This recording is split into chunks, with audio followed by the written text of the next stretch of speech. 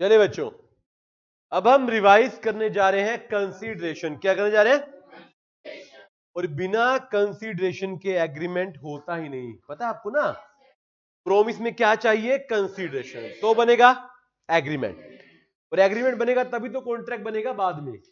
Consideration होता क्या है बच्चों? कंसीडरेशन होता है समथिंग इन, तो लैटिन में इसको बोलते हैं क्विड प्रो क्यो। अपने एक बात दिमाग से निकाल दीजिए कि कंसीडरेशन खाली पैसा होता है, नहीं, something in return. For example, Ram ने श्याम को 2 लाख रुपए दिए। देखो श्याम को तो 2 लाख मिल गए, ये तो कंसीडरेशन है, सबको पता चलता है। बट राम को बदले में क्या मिले? गुड्स। तो राम के लिए कंसीडरेशन गुड्स है। कंसीडरेशन इज नॉट ऑलवेज पैसा, नॉट ऑलवेज मनी, क्योंकि जनरली कोई भी ट्रांजैक्शन आप देखें, एक तरफ मनी होता है, एक तरफ गुड्स या सर्विसेज होते हैं, तो वो गुड्स या सर्विसेज भी क्या है? कंसीडरेशन। बड़ी अच्छी डेफिनेशन है सेक्शन 2 क्लोज जी में। अच्छा, सारी फीचर्स इसी के अंदर से निकलेंगी। When at the desire of promisor, promisee or any other person has done something or abstained from doing something, does something or abstains from doing something, promises to do something or abstain from, then such act, such abstinence or such promise is called promisor के हिसाब से, promisor की इच्छा पर promisee या कोई और व्यक्ति कुछ कर चुका है या करने से मना कर चुका है। मतलब कंसीडरेशन कुछ करने की भी होती है, ना करने की भी बताऊंगा अभी, ठीक है। यानी कि पास्ट, यानी कि पास्ट कुछ कर रहा है या नहीं कर रहा है, यानी कि प्रेजेंट। प्रोमिस कर रहा है कुछ करने का फ्यूचर में या ना करने का, दैट मींस फ्यूचर। और इस करने को, ना करने को, इस प्रोमिस को क्या बोलते हैं? कंसीडरेशन। अब सर बच्चे कहते हैं मुश्किल सी डेफिनेशन है, इसका एनालिसिस कर लेते हैं, कोई नहीं, आसान कर देते हैं, ठीक है। पहले point, consideration of act, doing something. पहली बात, कंसीडरेशन कुछ करने की हो सकती है, लाइक राम ने श्याम को कहा मैं 500 किलो गुड्स दूंगा, आप मुझे 2 लाख देना, राइट। ये काम करने का हो गया। ट्यूशन टीचर का और स्टूडेंट का कॉन्ट्रैक्ट हो गया। स्टूडेंट फीस देगा, टीचर कोचिंग देगा, ये भी of doing something. Sir not doing कैसा होता है? होता है कंसीडरेशन ऑफ एब्स्टिनेंस, कुछ ना करने का। मतलब आप कुछ नहीं करोगे ना तो मैं आपको कुछ दूंगा, समझ रहे बात को। इसका सबसे बढ़िया एग्जांपल पता है क्या होता है? You know, out of court settlement. Out of Ram और श्याम का नाम कॉन्ट्रैक्ट हुआ, मैं आपको 2 लाख दूंगा। कोई डिस्प्यूट चल रहा है, क्या चल रहा है? डिस्प्यूट, समझते हैं, झगड़ा। तो कोई कॉन्ट्रैक्ट हुआ, राम ने कहा please don't go to court, I will pay you 2 lakh. क्या ये अलाउड है? बिल्कुल अलाउड है। अब सर हमें मिला क्या बदले में? श्याम को तो मिल गया सर 2 लाख रुपए। कितने मिल गए? राम को क्या मिला? राम को out of court settlement, abstinence मिला, कि झंझटें बची कोर्ट की। क्या इंडिया में out of court settlement allowed है? यस, लीगल कॉन्ट्रैक्ट में अलाउड। इसका एक और एग्जांपल है सबसे बढ़िया, नॉन कॉम्पिटिंग एग्रीमेंट। क्या? दो बिजनेस है एबीसी और XYZ, कॉम्पिटिशन में है। अब एबीसी ने उसको कहा यार अपनी शॉप ना 5 किलोमीटर दूर कर लो, मैं तुम्हें 5 लाख रुपए दूंगा। अब कई बच्चे कहते हैं सर ऐसा अलाउड है। यस बेटे, ऐसा अलाउड है, कोई दिक्कत नहीं है। इंडिया में non competitive agreement purely allowed है। बिजनेस की बात है, मैं आपको 5 लाख रुपए दे रहा हूं, आप अपनी दुकान जो है यहां से शिफ्ट कर लीजिए, दैट इज अलाउड। अब सर मिला क्या? एक पार्टी को तो मिल गए 5 लाख, क्या मिल गए? दूसरे को क्या मिला? एब्स्टिनेंस। यार झंझट बची ना, आपने यहां से दूर चले गए, आप मेरे पास कंपटीशन में रहोगे, हम दोनों झगड़ा करेंगे, डिस्प्यूट रहेगा, तो आप 5, वो खुश है 5 लाख मिलके चला गया, उसको नहीं तो 5 लाख कमाने के लिए मेहनत करनी पड़ती। आप खुश हो, वो चला गया, तो अब आराम से आपकी मेहनत का फल आपको मिल जाएगा। तो 2-3 तरह की चीजें हम पढ़ते हैं इसमें बेसिकली। एक हम लेते हैं नॉन कॉम्पिटिंग एग्रीमेंट, दूसरा लेते हैं आउट ऑफ कोर्ट या आउट ऑफ पुलिस सेटलमेंट। अगला, अगर आप डेफिनेशन देखिए सेक्शन 2 क्लोज जी की, पहली लाइन यही थी, when at the desire of promise. Consideration ना प्रोमिसर की डिजायर पर मूव करती है। जैसे मैंने एग्जांपल है टीचर वाला, टीचर ने आपको प्रोमिस किया पढ़ाएगा, तो पेमेंट कैसे होगी, कब होगी, किस मोड में होगी, कौन बताएगा? टीचर। सबसे बड़ा एग्जांपल याद है आपको? एक, आप कहीं जा रहे हो, रास्ते में कहीं पर फायर लगी, आग लगी, आपने बचा दिया, आपने आग बुझा दिया, आपने उससे पैसे मांगे, उसने पैसे आपको दी नहीं, उसने कहा आपने मेरे कहने पे थोड़ी कुछ किया कि मैं प्रोमिस करूं, मेरे डिजायर पर आपने काम नहीं किया तो मैं आपको पे नहीं करूं। तो पहला इंपॉर्टेंट पॉइंट, कंसीडरेशन मूव करती है डिजायर के, और डिजायर किसकी? प्रोमिसर की डिजायर पर। बट सेकंड पॉइंट, मूव करती कहां से है? It may move from promisee और एनी अदर, मतलब कैसे देनी है ये तो प्रोमिसर बताएगा, बट आपकी तरफ से किधर से आएगी? आप भी दे सकते हो, आपके बिहाफ पर थर्ड पर्सन भी। एग्जाम्पल सबसे बेसिक देता हूं इसको, आपकी फीस कौन भरता है? बट प्रोमिस तो आपके साथ है ना, आपके स्कूल की फीस पेरेंट्स भरते हैं। अब ये थोड़ी कि टीचर कहेगी कि फीस तुम्हारे पापा ने दिया तो तुम्हारे पापा को भेजो पढ़ने के लिए, है ना, मम्मी को भेजो, भाई को भेजो, मैं तुम्हें नहीं पढ़ाऊंगी। मतलब कहानी क्या है? कंसिडरेशन मूव करनी चाहिए किसकी इच्छा पे? प्रोमिसर की। बट कहां से मूव करेगी? कहीं से भी कर सकते हैं, प्रोमिसी से भी, थर्ड पर्सन से भी। It may be past, it may be present, may be, अभी बताया, मान लो गुड्स का कॉन्ट्रैक्ट है, एक पार्टी पेमेंट कर चुकी है, दूसरी गुड्स कर चुकी है, ये पास्ट है। काउंटर सेल, आप दुकान पे तो 20 रुपए देके बिस्किट लेते हो, प्रेजेंट है। या फ्यूचर का एग्रीमेंट टू सेल होता है, फॉर एग्जांपल पेमेंट भी बाद में देंगे और अपना गुड्स भी बाद में देंगे, उसको क्या बोलेंगे? फ्यूचर की। तो consideration may be past, may be future, may be present. Further, consideration means performance और promise that the parties exchange with. मैंने आपको पैसे देने का वादा किया, आपने मुझे गुड्स देने का। या मान लीजिए आप मेरे पास है, आपने मुझे फीस देने का वादा किया, मैंने आपको कोचिंग देने का वादा किया। तो that means exchange of promises, जो हम एक दूसरे के लिए कर रहे हैं। That is the basic point, something in return. दोनों पार्टी को, जहां पर एक पार्टी को कुछ मिलता है दूसरे को नहीं मिलता, वो गिफ्ट होता है, वो चैरिटी हो सकती है, वो कॉन्ट्रैक्ट। कंसीडरेशन में दोनों पार्टीज को कुछ है ना, आपने किसी को कुछ दिया, उसने आपको दुआएं दे दी। अब दुआएं कंसीडरेशन थोड़ी है, वो तो गिफ्ट वाली है, चैरिटी वाली बात हो जाएगी। समझ रहे बात को? गेटिंग मी पॉइंट और नोट? चलिए अब रूल्स देखो, आप बड़े ध्यान से देखिए, एक्सेप्टेंस के भी रूल्स आते हैं, ऑफर के भी आते हैं, सेम कंसीडरेशन के भी आते हैं। पहला रूल ऑलरेडी आप पढ़ चुके हैं, must move at the desire of. वही वाला एग्जांपल, ए के गोडाउन में फायर होगी, बी ने गुड्स को सेव कर दिया, अब क्या वो रिवॉर्ड मांग सकता है? नो। अच्छा, ए देना चाहे उसकी मर्जी है, but you can't demand because there is no desire of the promisor. Done है? मे मूव फ्रॉम प्रोमिसी और एनी अदर पर्सन, ऑलरेडी बताया। केस लो भी थोड़ी देर में कर लेंगे, चुनैया वर्सेस रमैया वाला केस है इसके ऊपर। Yes sir, executed and executory, ये बात हमने पढ़ी है कहीं पर, कॉन्ट्रैक्ट में पढ़ी थी। जो हो चुका है वो एग्जीक्यूटरी, जो होना है सेम बात। जो कंसीडरेशन आ चुकी है वो एग्जीक्यूटेड, जो आनी है वो क्या है? एग्जीक्यूटरी। चलिए नेक्स्ट है मे be past, may be present, future, already मैं बता चुका हूं। इसके पीछे ना इंपॉर्टेंट लिख लो, केस स्टडी बनती है अच्छी वाली। क्या बनती है? Case study. Consideration need not to be, मतलब एडिक्वेट क्या होता है? सफिशिएंट। मान लो मैंने आपको एक चीज 5 रुपए की दी, आपने कहा ये एडिक्वेट नहीं है, ठीक है जी, वो चलेगा। बट मान लो मैंने आपको कोई चीज 5 रुपए की दे दी, ओके हो गया कॉन्ट्रैक्ट। अब 2 दिन बाद आप आए, आपने मेरे ऊपर केस कर दिया, तो 10 किया। आपने दिया, मैंने दिया, आपने अपने सेंसेस में होशो आवाज में दिया ना, बाद में किसी ने आपको कह दिया कि तूने सस्ती दे, उसके ऊपर आप केस नहीं कर सकते। कोर्ट ऑफ लॉ कहता है आपने पैसे लिए हैं, काम किया है, there is a consideration, later on we can't go into dispute कि ये कम है या ज्यादा है। एडिक्वेट होना वो मैटर नहीं। हाँ, एक चीज में मैटर है, पूछो क्या? अगर फ्री कंसेंट नहीं है फिर तो मुद्दा है। मैंने 10 रुपए की चीज धमकाकर 5 मिली, फिर तो केस कर सकते हो, अदरवाइज आप केस। जैसे मान लीजिए ए ने बिल्डिंग बेच दी 1 करोड़ में, कितने में? और बिल्डिंग की वैल्यू थी 4 करोड़।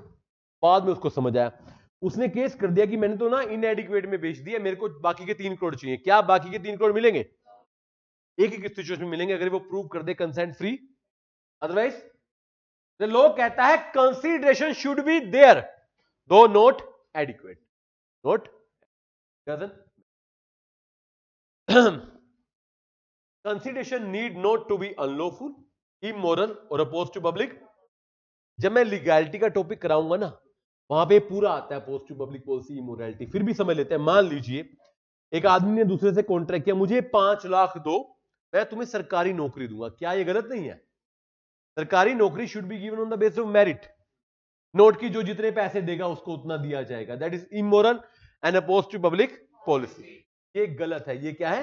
गलत। नहीं ये है, हाँ trafficking of public office, public office बेचना, कुछ भी गलत काम करना, वो बोला डन है। तो मतलब बच्चों को पढ़ते पढ़ते लीगैलिटी या यही तो करना है, इंटरलिंक करना है। देखो आप ना इनिशियल जब पढ़ते हो अलग अलग चैप्टर पढ़ते हो, आज तो सबकी चर्चा इकट्ठी होगी ना, अब मैं इसमें ऑफर को भी लेके आऊंगा, इसमें मैं लीगैलिटी को भी लेकर, अब तो चैप्टर इकट्ठा हो गया है। मान लो कहीं पर एजेंट लिखा गया तो मैं एजेंसी भी ले आऊंगा, पेमेंट भी ले आऊंगा, अब पूरे चैप्टर की इकट्ठे बात होगी। ठीक है बेटे, अगला क्या है, need to be real not illusion, होता है भ्रम, वही इंपॉसिबल वाले काम ना, मैं तुम्हारे लिए चांद तारे तोड़ाऊंगा, तुम्हारे घर में खजाना ढूंढ दूंगा, मैं मृत व्यक्ति के शरीर में जीवन डाल दूंगा, इज इट पॉसिबल? ये कंसिडरेशन हो ही नहीं सकती, ये अनलॉफुल भी है, ये इलीगल भी है, इम्पॉसिबल भी है। एंड द लास्ट बड़ा अच्छा पॉइंट है, इसके ऊपर भी केस बन सकता है। Performance of what a person is legally bound to do is not a consideration. जो काम आपको लीगली करना है वो कंसिडरेशन।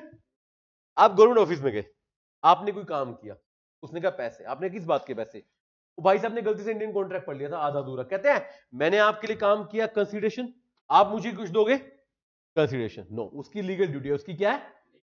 और इनफैक्ट आप पूछना चाहो सर कंसिडरेशन, उसको कंसिडरेशन ऑलरेडी दे रही है उसकी सरकार, it may move from third person, पढ़ा था ना, सरकार ने पैसे क्यों दिए आपको, तनख्वाह क्यों दी, ताकि आप लोगों का काम, तो आप मुझसे मांगते विटनेस, मैंने कहा अपना गवाह हो, कोर्ट से फोन किया, आपने ये घटना देखी, आपने कहा देखी, आपने कहा कल आ जाओ, कह रहा पहले गूगल पे डालो, ऐसा नहीं होता है, आपकी ड्यूटी है, आपकी मतलब जो काम लीगली आपको करना है उसके लिए आपको अलग से कुछ दिया नहीं जाएगा। क्लियर है बात? This are 8 rules regarding consideration. अब देखिए इस चैप्टर में ना 4 पार्ट है, पहले मीनिंग एनालिसिस है, फिर रूल्स है, फिर 2 पार्ट है विदाउट कंसिडरेशन वाला एग्रीमेंट, और लास्ट में है doctrine of privity of contract. धन्यवाद। देखिए बच्चों जनरल रूल क्या है, क्या बिना कंसिडरेशन के कॉन्ट्रैक्ट होता है? सर पॉसिबल ही नहीं है, क्योंकि बिना कंसिडरेशन के तो एग्रीमेंट ही नहीं होता, और जो एग्रीमेंट नहीं है वो कॉन्ट्रैक्ट तो होगा ही नहीं।